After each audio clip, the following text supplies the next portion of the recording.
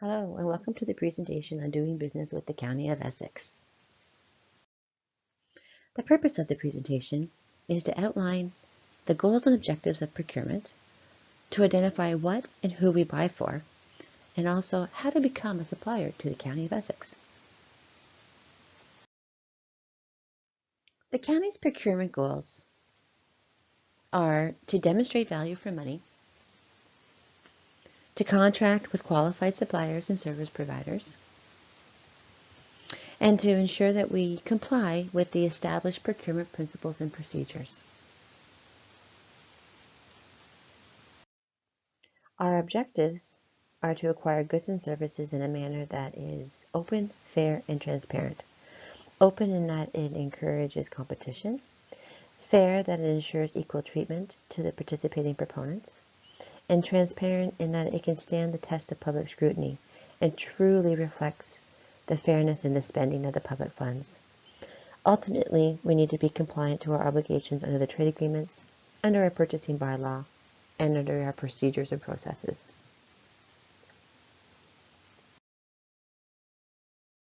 So what do we buy? We buy goods, services, construction, and professional services or consulting.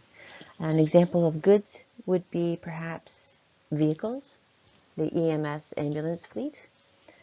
Services could be general maintenance and repairs on generators or snow removal, waste management. Construction, such as the Highway 3 expansion, or professional services like finance, architects, or engineers. The county is broken into 5 major departments. Each department has sub-departments within it. Administration, for example, contains finance, and finance in itself is the accounts payable, accounts receivable, payroll, information technology, human resources, and housing with supports. There's the Essex Windsor Emergency Medical Services, or EMS, infrastructure services, the planning department, and of course, our Sun Parlor home. In the next few slides, we're going to discuss the methods of procurement. These methods can be found in the procurement bylaw located at the link below under Doing Business/Procurement at the County of Essex. Direct purchase, bids and tenders, and vendor record will be the next subject of discussion. Direct purchase. This is where the county would approach a supplier and enter into contract without competition. And specific circumstances need to be in place in order for the county to be able to procure goods and services in this way. Below are 10 justifications that would allow the county to pursue a direct purchase. Each of these are outlined further in detail in the procurement policy, but also in the Canadian Free Trade Agreement, the CFTA.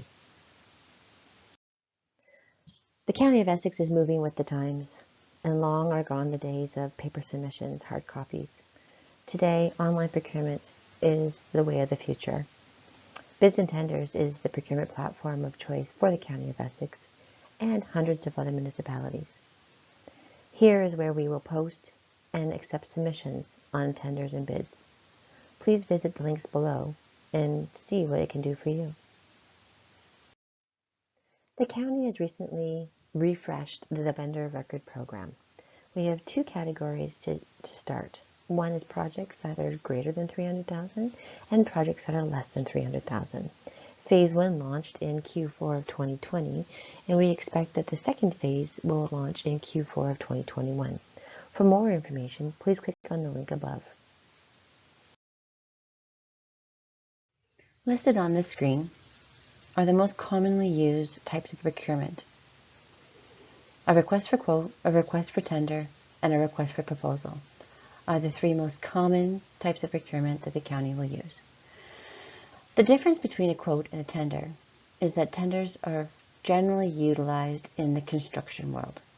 Tenders contain greater details around instructions to the bidders relating to the construction work, bid bonds, performance bonds, agreements to bonds, and so forth. Both have in common, though, you know exactly what you want when you're issuing an RFT or an RFQ. The details are provided, and ultimately the best price wins. When you choose to use a request for proposal, You're breaking it into two different categories. One, there's a technical criteria, a technical evaluation side. The criteria could be the key personnel, the corporate profile or experience in relation to the work that's being asked, the approach or the methodology to that work, timeline, schedule, and perhaps resources allocated to the work, all of which could be evaluated under that technical evaluation side. In addition to that, you add in the financial evaluation, and together they will determine who the preferred proponent is.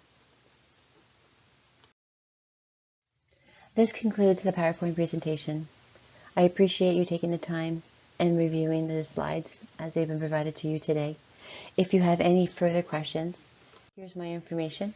Please feel free to reach out to me at any time. All the best and have a great day.